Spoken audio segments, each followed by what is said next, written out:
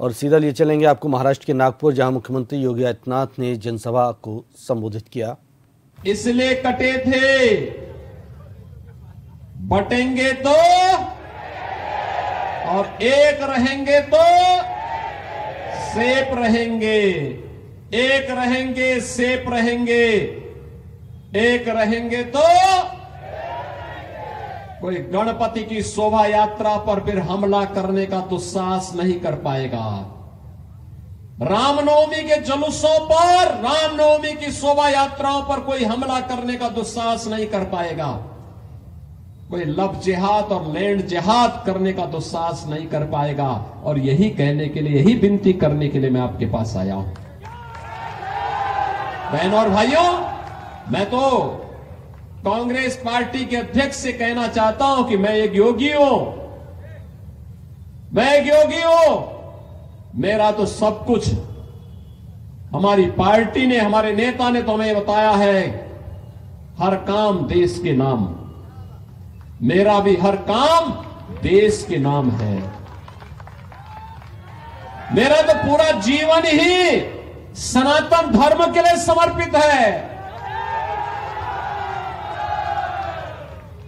तो फिर मुझ पे लाल पीला मत होइए, लाल पीला होइए उन लोगों पर, उस निजाम पर, उसके रजाकारों पर और उसके आदर्शों पर चलने वाले उन नेताओं पर जो हिंदू समाज को बांटने का पाप कर रहे हैं, जो जाति के नाम पर समाज को बांटने का काम कर रहे हैं।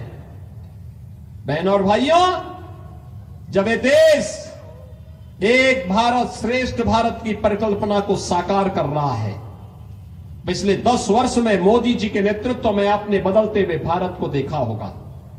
एक ऐसा भारत, एक ऐसा भारत जिसकी सीमाएं सुरक्षित हैं, एक ऐसा भारत 2014 के पहले इसी कांग्रेस के नेतृत्व की सरकार थी। पाकिस्तान भारत की सीमा में घुसता था, पाकिस्तान भारत के अंदर आतंकी वारदात को अंजाम देता था। आज नया भारत आप देख रहे होंगे। ये नया भारत छेड़ता नहीं है, लेकिन कोई छेड़ता है तो छोड़ता भी नहीं है। आज भारत अपने देश के अंदर 80 करोड़ लोगों को फ्री में राशन की सुविधा पिछले 4.5 वर्षों से दे रहा है। और पाकिस्तान के अंदर एक रोटी के लिए लोग तरस रहे हैं।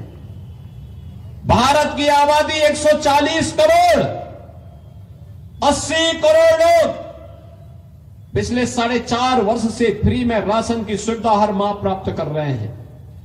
और पाकिस्तान है 23 करोड़ की कुल आबादी, और वह भी रोटी के लिए मोहताज है। बहनों और भाइयों, ये नया भारत है, सीमाओं की सुरक्षा करना भी जानता है। अपने देश के अंदर आतंकवाद की जड़ कश्मीर की धारा 370 को सदैव के लिए रसातल पर पहुंचाने का भी हिम्मत रखता है। और अपनी विरासत का सम्मान कैसे होना चाहिए, 500 वर्षों के बाद अयोध्या में रामलला का विराजमान होना भी इसका एक उदाहरण है। आखिर यह काम कांग्रेस भी तो कर सकती थी। देश की सीमाओं की सुरक्षा कांग्रेस भी कर सकती थी, लेकिन कांग्रेस कहती थी, जब हम लोग संसद थे, बोलते थे कि भाई पाकिस्तान आतंकी वारदात फैला रहा है, इसको रोको, इसको टोको, और नहीं मानता तो ठोको इसको। लेकिन कहते थे संबंध खराब हो जाएंगे, बोलो मत, नाम मत लो। आज कैसे पाकिस्तान चिल्ला रहा है दुनिया में कि साहब बचाओ, भारत कभी भी मुझे तबाह कर सकता है। बहनों और भाइयों, कांग्रेस भी कर सकती थी देश की सीमाओं की सुरक्षा, उसने नहीं की। देश की तुलना में उसको संबंध महत्वपूर्ण लगते थे। राजनीति की खातिर, वोट बैंक की खातिर और देश की सुरक्षा के साथ समझौता कर रही थी। कश्मीर में धारा 370 समाप्त नहीं करना चाहती थी, क्योंकि धारा 370 तो उन्होंने इस देश के अंदर बाबा साहब भीमराव अंबेडकर की भावनाओं के विरुद्ध डाली थी, इसलिए हटाने की भी हिम्मत नहीं कर पा रहे थे, क्योंकि वोट बैंक की चिंता थी। बहनों और भाइयों, कांग्रेस भी अयोध्या में राम मंदिर का निर्माण कर सकती थी, अवसर मिले थे, नहीं किया।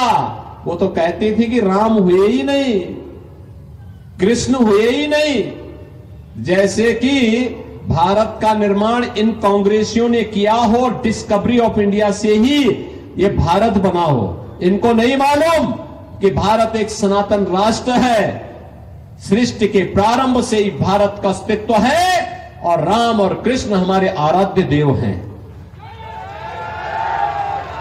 और इसीलिए बहनों और भाइयों, मैं आपसे कहने के लिए आया हूं, कांग्रेस न विकास कर सकती है, कांग्रेस न सुरक्षा दे सकती है, कांग्रेस न विरासत का सम्मान कर सकती है, और कांग्रेस बेटी और बहन की सुरक्षा भी नहीं कर सकती। ये भी खतरे में। लव जिहाद के नाम पर, लैंड जिहाद के नाम पर कोई सख्त काम